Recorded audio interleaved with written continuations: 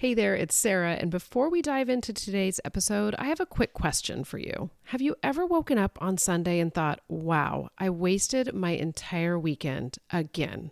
Yeah, me too. That's why I created the No More Wasted Weekends Challenge, because we deserve better than hangovers, shame spirals, and mysterious texts on our phones the next day. This is your chance to spend just one weekend alcohol-free with me as your guide inside a private Facebook community. We'll kick the weekend off with a live call from me, and then you'll have daily check-ins and actual support. And yes, you'll still have fun without regret.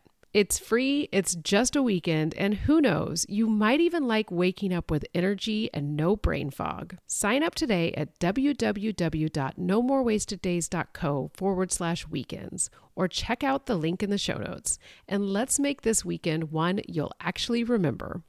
This is the No More Wasted Days podcast, and we're your hosts, Sarah Kaufman Bradstreet and Heather PG. Grab your favorite NA drink and listen as we share vulnerable stories so you never feel alone on your alcohol-free journey. And gain insights from us as we break down our most used tips and strategies that have kept us alcohol-free. It's time to break free from wasting any more of your days to the drinking, blackout, hangover cycle.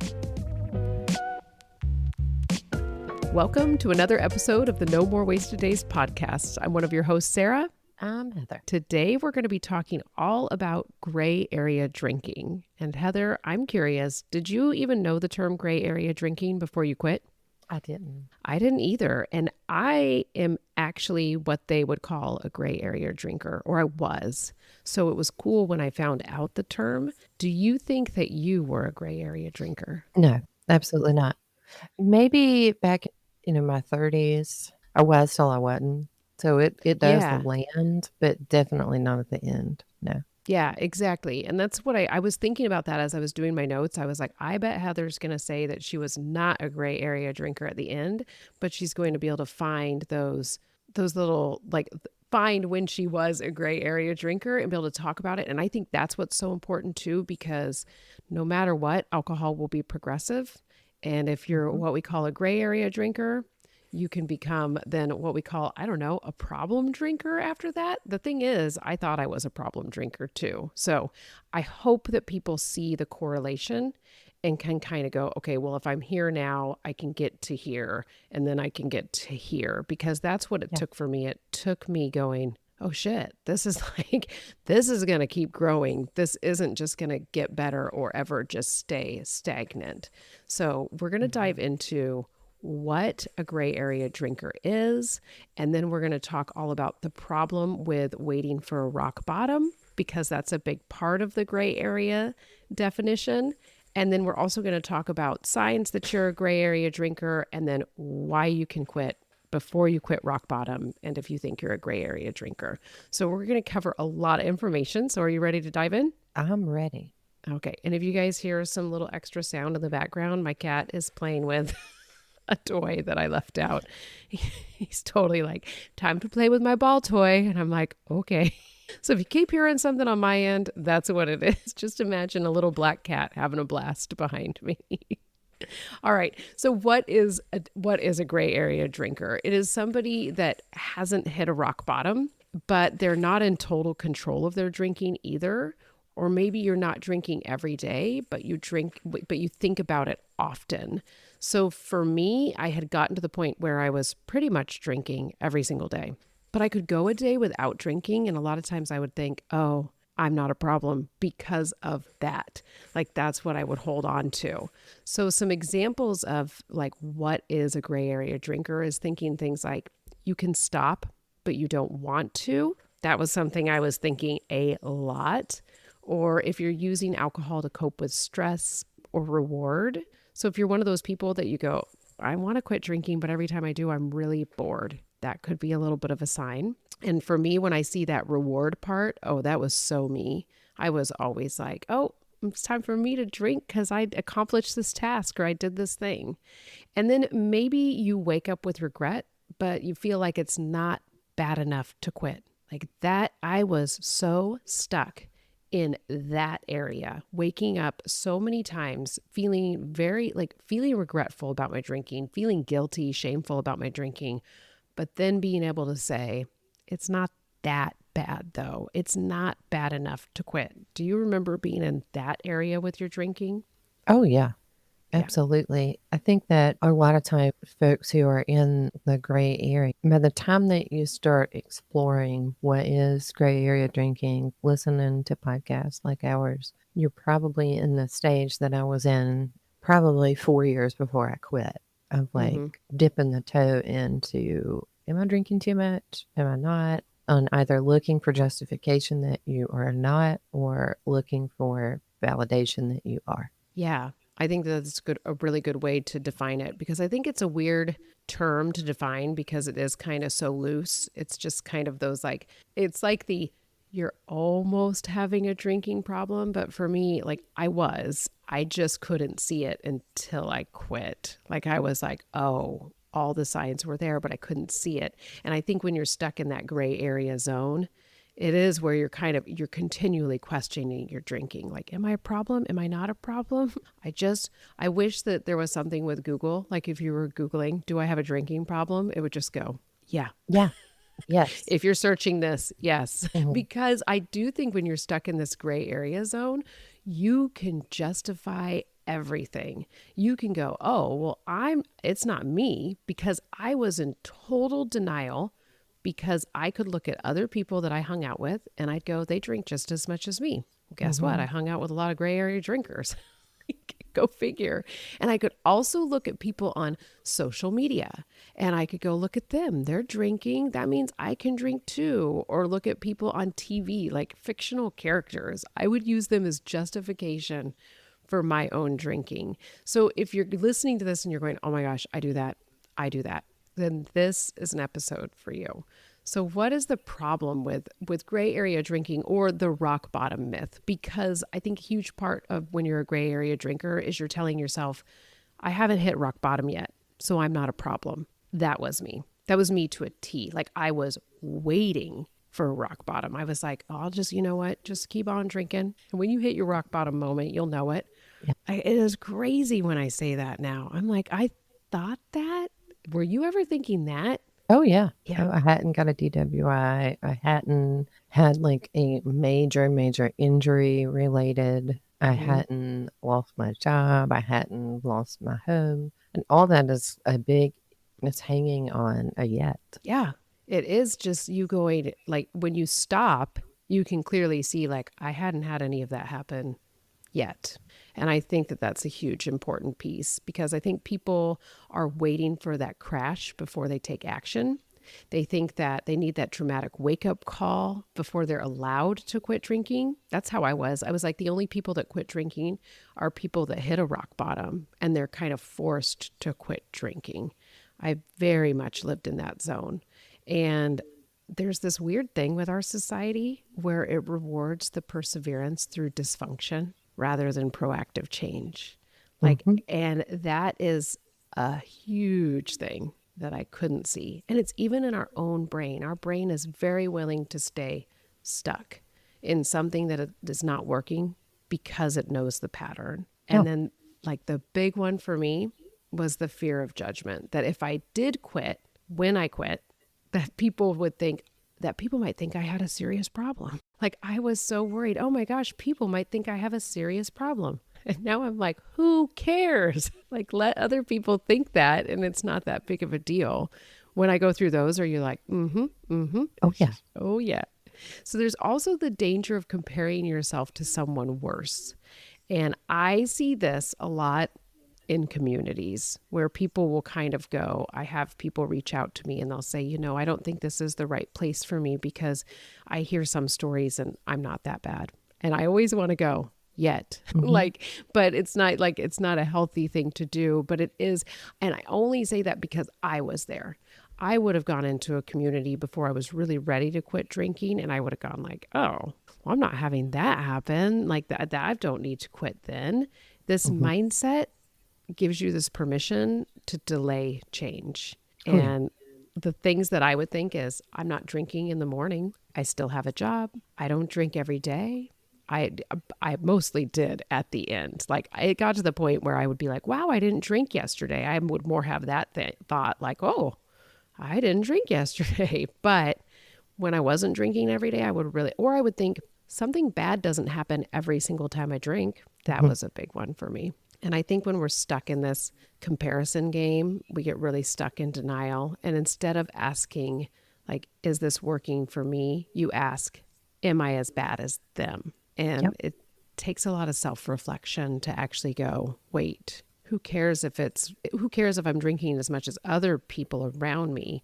Is it actually still working for me? And I think that that's a huge takeaway. Yeah. And I always like to tell people to ask themselves, is it good enough to stay the same? Yeah, I think that's a huge question. And that's where I was. And I think that I finally started to see the progression too, where I'd go, well, I used to only drink like, three days a week, maybe. I mean, I used to only drink on weekends. And then I started drinking like 3 days a week, then 4 days a week. Then it's become basically every day. And when I started seeing that, I was like, oh, it's going to keep going. Like it's not going to stop. And that thought was really scary. So we have this Hmm. cultural narrative of alcohol use disorder being very black and white. I know I did. I was thinking either you're an alcoholic or you're a normal drinker. And that is very, very harmful.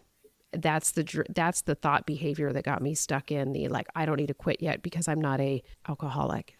Like, and I put it in quotation Yeah. marks for those that aren't watching on video, but I think it is such an outdated term. We've done an episode on the term AUD instead, alcohol use disorder, and with that it's put on more of a spectrum.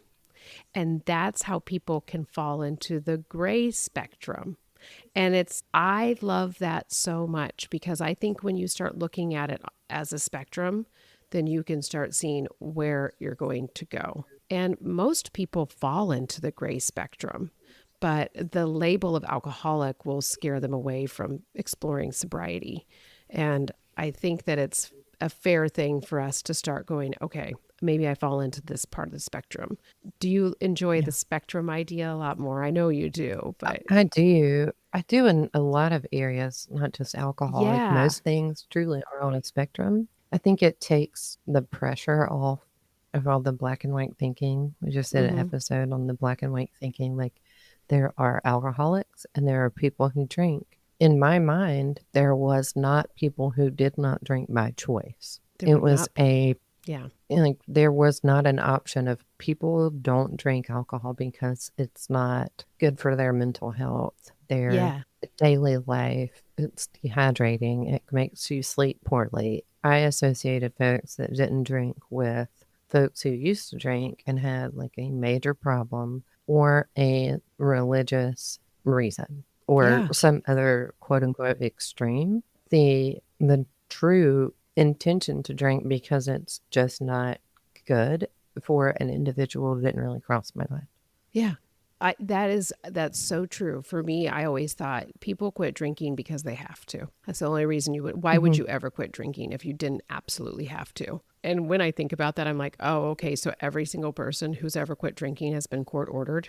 Like in my mind, that's what I Right. thought though. And I was very much like, I mean, well, how do I even know if I'm an alcoholic? Like, is there a test? There is. There actually is a survey you can take. Mhm. And just so you know, if you answer yes to any of the questions, they're like, yeah, you probably have a problem. Which then you're like, oh shit, I did that. But you can take that quiz online. And if you're not ready, you're going to justify every single answer you give to point you in the direction of not having a Yeah. problem.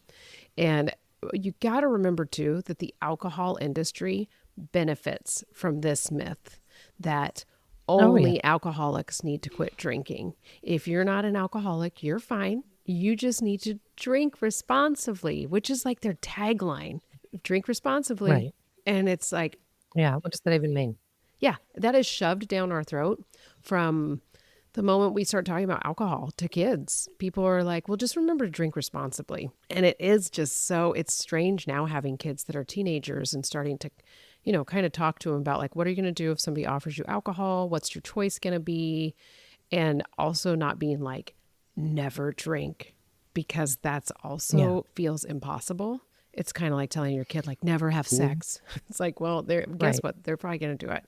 So it really is hard, especially when you have parents that don't drink, like me being the parent of my kids not drinking, to like, I want to say, yeah, never drink. And I can say never smoke. Like it's terrible. It's bad for you. So I don't know why I feel like I can't say it about alcohol, but it's a tangent there. I have a whole episode about that too. So if you're feeling stuck and you've got that stigma of like, it's not bad enough, it's just leading to delays in you quitting drinking.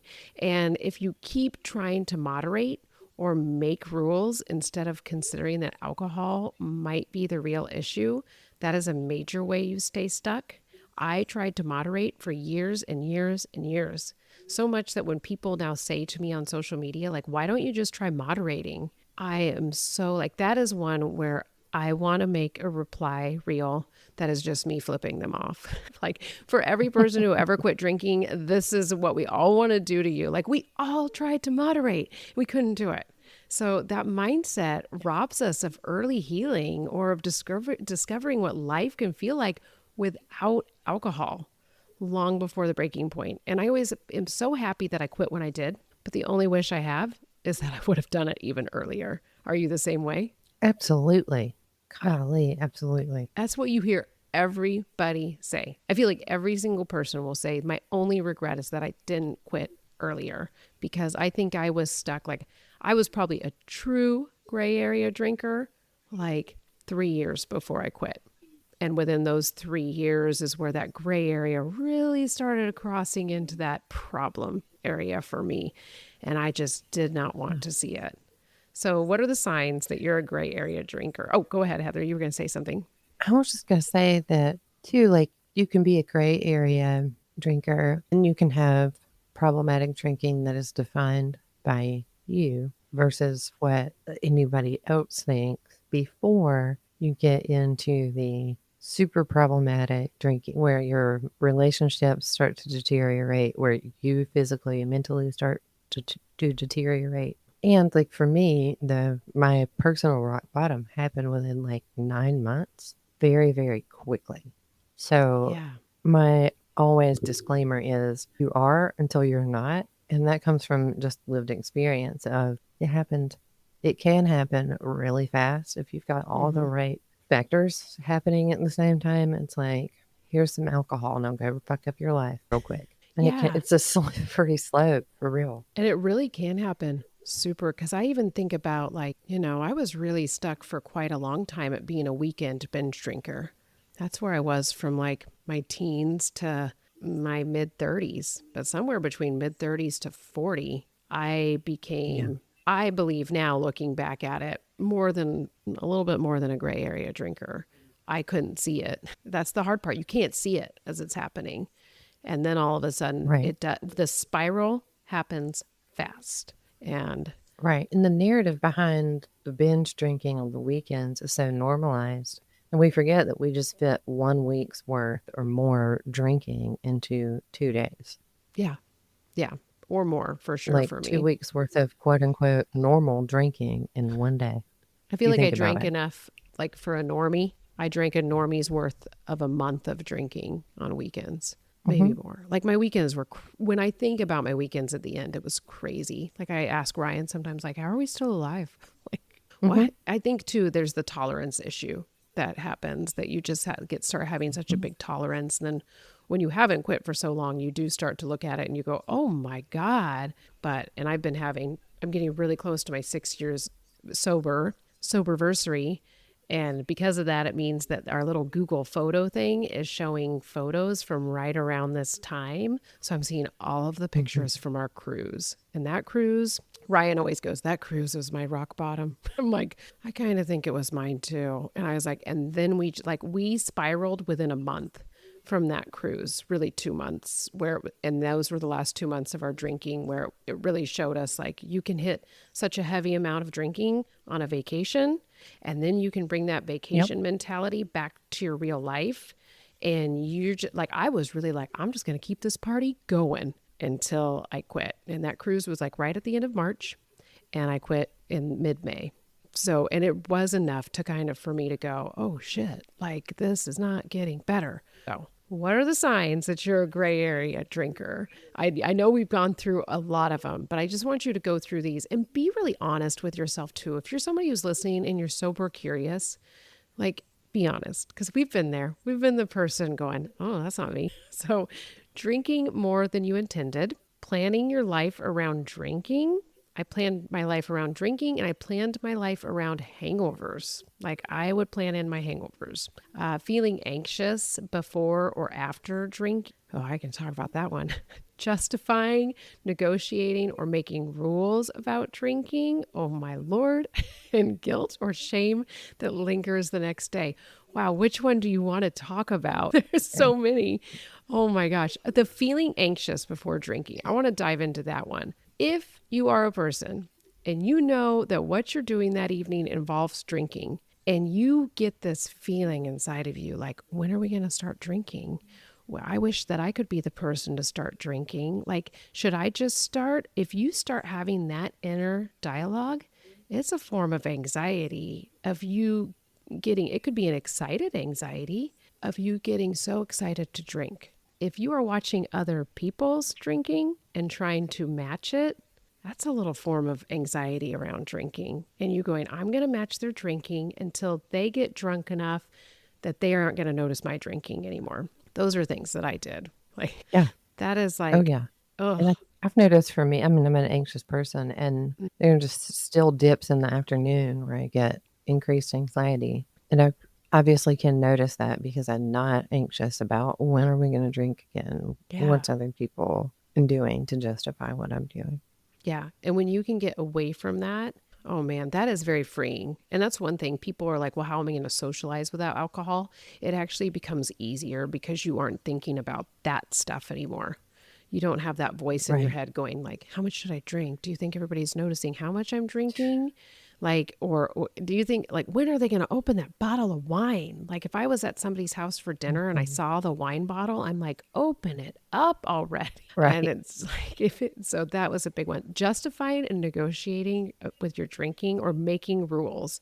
I would love to hear some of the rules that you tried to make about drinking because I think at this point, I'm just like, I can't believe I did these, but what were some of yours? Oh my gosh. No, not drinking before 11 a.m. was like a huge win. Like, Mm-hmm. I wait till 11 a.m. to have mimosas or Bloody Marys. Trying to, golly, there were so many, but I would go through phases like, as long as I don't drink hard liquor, I'm okay. I can just drink beer and wine. As long Yes. as I don't do shots, I can have mixed drinks. Like the mental fucking gymnastics of the daily conditions and rules and like parameters, I Mm-hmm. cannot imagine how tired I Yeah. really was just from that alone. I would totally do the like, well, I mostly drink wine and beer. I don't drink hard liquor a lot. I did drink hard liquor, but I always would be like, well, as long as you're not drinking vodka straight, you're totally good. And that kind of From rule the bottle. making, oh yeah, it just like got me in trouble. Like it just had Hmm. me spiral in a different way that I felt like, oh, well, it's wine. So sophisticated. Right. I mean, beer in the Pacific Northwest is also sophisticated, just so everybody knows. But it's actually not. But it's just like I would make those rules. I would make such like I would make up drinking plans for myself where I'd be like, okay, I'm not going to drink on Monday or Tuesday. And then I could Hmm. have one glass of wine on Wednesday. I won't drink on Thursday. On Friday, I could have two glasses. And on Saturday, I could have three. And then on Sunday, I'm not going to drink. And it's like I would write these things out, almost like a workout plan or like that's how detailed I Hmm. would try. I wouldn't follow them. I would be like, okay, well, I know it says I can have one glass of wine on Wednesday. I'll just have it on Tuesday. And by the time once I Hmm. started shifting things, I was done. But I would totally do that. I would share it with friends. Okay, this is my plan. And my friends were like, oh, okay, I like that. I think I'm going to do that too with you. And I say Yep. it now, and I'm like, what in the world? Like, if somebody told me that plan, I would just be like, oh. And I hear like Right. a lot of people when I tell them, oh, I don't drink anymore. They will say, oh, I don't drink hard liquor. And I'm always like, well, Right. I didn't really ask, but like right when they say it, I want to Or be my like, stepfather was an oh, alcoholic. yeah. What? Exactly. Okay. I'm sorry to So hear that. right? Well, okay. So if you're seeing yourself in any of these, that's enough of a reason to explore a change. It really, really is. And you're listening to this podcast. This podcast is about quitting drinking. Like you're sober curious, right? So what can you do? Like how can you go about this? And I want you to know that there's a lot of freedom in quitting early. Like if you decide to quit before a rock bottom, which I highly recommend, and I know Heather does too. Oh, There's yeah. Hmm. yeah, there's so many benefits. You're going to get mental clarity. You're going to gain emotional stability like you didn't know could exist in your adult life. You're going to have better sleep, Hmm. more energy, less anxiety. And I want you to start looking at this quitting as a proactive and empowered decision. It's not a punishment. It's not a sign of failure, but it's a bold and self respecting choice to prioritize your mental clarity and emotional well being. I really want you to start looking at that and start realizing that you can step into your fullest potential when you quit drinking and when you really do it on your own. So, does that speak to you for sure? Oh, yeah. Oh, yeah. Absolutely. And just being proactive about any choice before someone sits you down and makes you, I mean, nobody can really make you, before it gets so bad that you don't even know where, how, what to do first. It is super empowering. It's such a gift to give yourself to have that agency and the choice before physically your health is like in the toilet and you have options like Yeah. that are so limited. Like for those Yes. who are listening right now, you've got options, you have agency, you have choice, you are driving your life. You're not like looking at a lab report or, getting out of jail perhaps. Or maybe you are. If you are, like, that's okay too. And just lean into having agency and choice. Even like just the, even if you are like, well, I only do it on Tuesdays, Taco Thursdays, sangria Saturday. Like there's a choice to be made to like empower yourself to change. Yes. And when you can realize, like for me, somebody told me, oh, I'm going through this really hard time, but I haven't been drinking. And I was like, whoa, it was such a crazy thing to hear somebody say because I was such a big drinker at the time. Mhm. But she told me, she goes, yeah, every night I kind of want to drink. And I just tell myself, I'm stronger than alcohol. I had never heard somebody say that before. I had always Mhm. heard like the AA wording of you're powerless against alcohol. And I was like, yeah, oh, I'm stronger than alcohol. I used that one a lot. So thank you to that Mhm. coworker that said that. She probably had no idea that that impacted me, but it definitely like make those shifts because what is on the other side is amazing. The emotional shifts, the physical shifts that you'll feel. For me, the spiritual shifts I've experienced in my sobriety, something I would happen.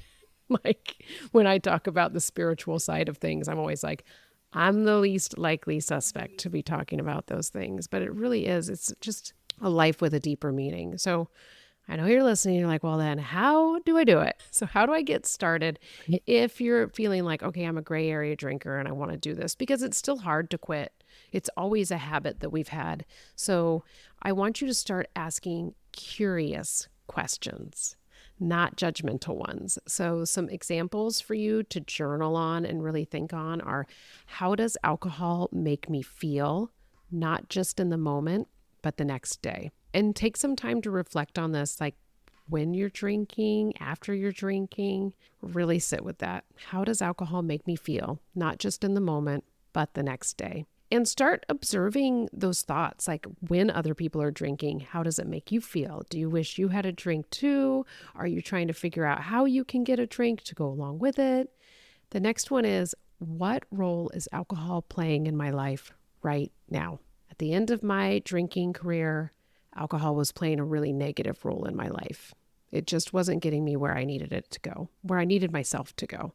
And then the very last one I want you to think about is am I using it to cope with stress, boredom, or emotions I don't want to feel? And I want you to know that you don't, no, there's no right or wrong answer to any of these. So if you go, am I using it to cope with stress, boredom, or emotions I don't want to feel? And you go, no, that's okay.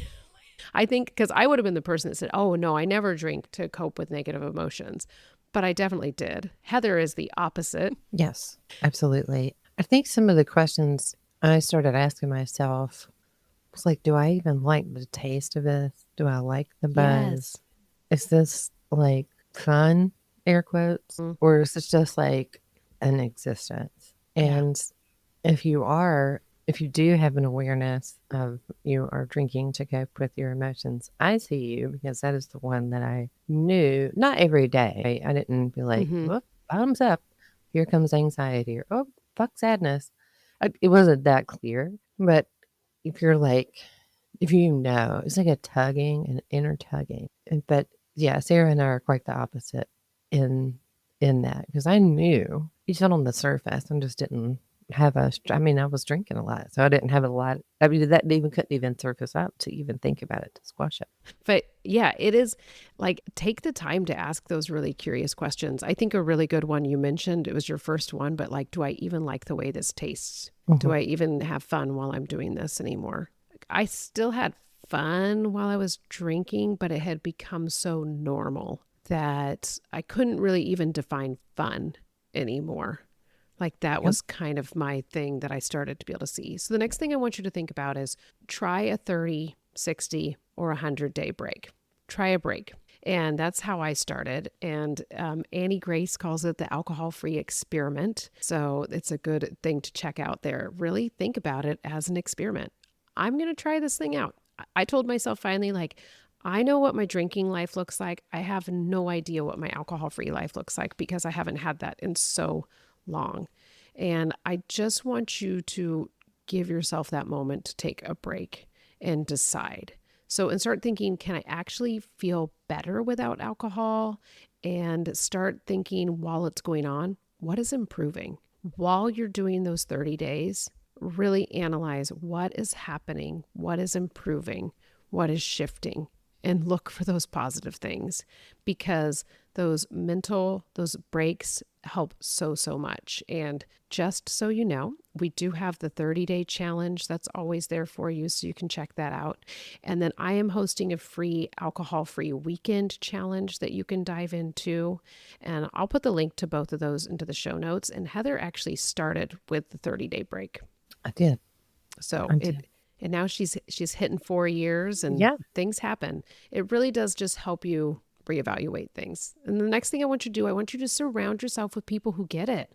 That's why we're always talking about the Daymakers community, because when you are with other people who can talk about this stuff, especially when you're a gray area drinker, you're like, oh, because a lot of times when you're a gray area drinkers, like your family or friends don't see that you had a problem or have a problem, whatever, however you want to say it, right? They're going to be like, well, your drinking isn't even that bad. What are you doing this for? But when you are in a space with other people that have quit, where you're like, well, that story sounds a lot like mine, and that person chose to quit, it helps you feel more empowered. So definitely check out the Daymakers community or one-on-one coaching with Heather. Both these things help you get really honest and start seeing that difference. I know you had a huge difference when you finally felt connected with other people on the same path. Did you want to share about that, Heather? Yeah. I think I know that was the missing link because I quit on April 11th and I joined the Daymakers, wasn't called that then, in May. And that connection and hearing similar stories in my story, and though you don't have to be where I was, you can totally be anywhere you are to still hear similarities and have a soft place to land. And even if you're a lurker and you just want to pop on with like your camera off and just listen or Yeah, look in the threads on or off social media platform, it is really cool to see other people it is. do the thing, and then it makes it less scary. I Yeah. know, like in the big Facebook community, when I would post certain things, I felt so seen when people are like, "Oh yeah, that's normal," or "Yep, yep," and Yeah. I was like, "Oh," 'cause I Mm, truly thought I was the only one. yeah. Even when you just see other people post it and you go, oh, wow, I feel that too. Cause it's a big moment. Even being on like sober Instagram, sober TikTok, those things are so helpful because you just go, oh yeah, that's how I am too. It's good to be seen and to be like, oh, it doesn't have to be this. I think a lot of times we just say, oh, it's a rock bottom thing. It's a person who's lost their job. They don't get to drive anymore. They've lost their kids. But I want to normalize to you this idea of exploration, that you don't need a label. That was really big for me. You don't have to call yourself an alcoholic just to make a change. And you can also decide 5 years into your journey that you were an alcoholic. Like, that's the really cool thing. You can shift and change as you go. But I just want you to know that it's okay to be alcohol free just because you feel better that way. And it's a perfectly good why of why you're doing it. So try a life without alcohol. It's a valid and empowered choice, no matter your past. So this isn't about labeling yourself. It's about giving yourself the chance to feel free. And that is why I always say alcohol free, because I truly felt free when I quit drinking. It was the best way I could describe it to people. When they were like, well, why are you doing it? I was like, I feel so free. Like, I have just been totally unburdened from something that I didn't even realize was burdening me so much. Yeah, for sure. Yeah, alcohol free is truly obviously free, and then being sober is free from. So it is incredibly free. Yeah. It really is the best. Don't we sound like, come on over to our site. It's the Yeah. best. But it really is. I just want you to remember that you don't have to hit a rock bottom to make a change. If you're like I was almost 6 years ago, saying, oh, I'll just wait for that rock bottom moment. If you're having those thoughts, why not just take control before that rock bottom actually happens? So that's what I have for you today. I hope that you enjoyed it. And if you did, be sure to like this episode and give us a rating if you haven't already. And check us out over on social media. Yeah. Make sure you check the links in the show notes too. All right. We'll see you next week. Bye, y'all.